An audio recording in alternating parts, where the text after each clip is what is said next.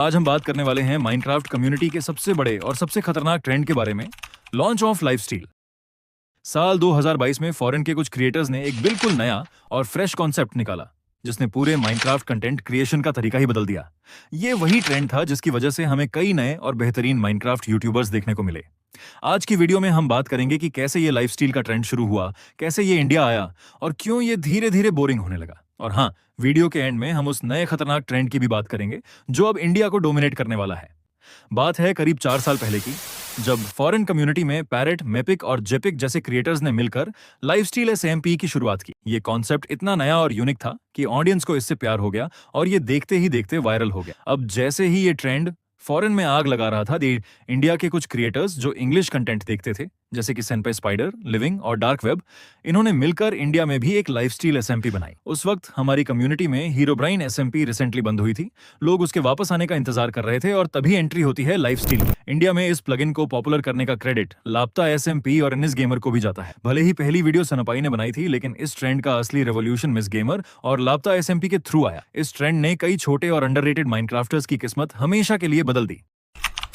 लेकिन यार, कहते हैं ना कि किसी रबर को अगर जरूरत से ज्यादा खींचोगे तो वो टूट जाएगी। इंडिया में देखते ही देखते करीब 200 से 400 छोटे बड़े यूट्यूबर्स सिर्फ और सिर्फ लाइफस्टील पर ही वीडियो बनाने लगे। माना कि लापता, लॉयल और इलाइट जैसी टॉप SMP कमाल कर रही थी, लेकिन बाकी क्रिएटर्स के ओवर प्रोडक्शन की वजह से ये लाइफस्टील प्लगइन बहुत कॉमन हो गया। जो चीज कभी एकदम नई और थ्रिलिंग लगती थी, वो अब नॉर्मलाइज हो चुकी थी।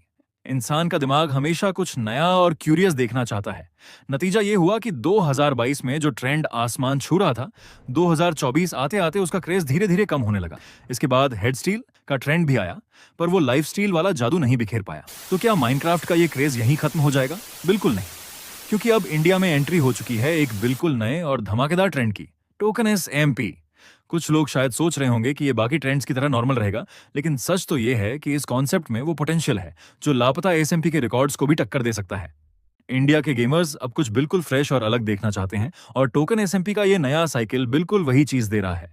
जिस तेजी से ये कम्युनिटी में अपनी जगह बना रहा है, उसे देखकर इसके बहुत ज्यादा हाई चांसेस हैं कि ये नया ग्रुप और ये टोकन का ट्रेंड पूरे इंडिया में सुपरहिट होने वाला है।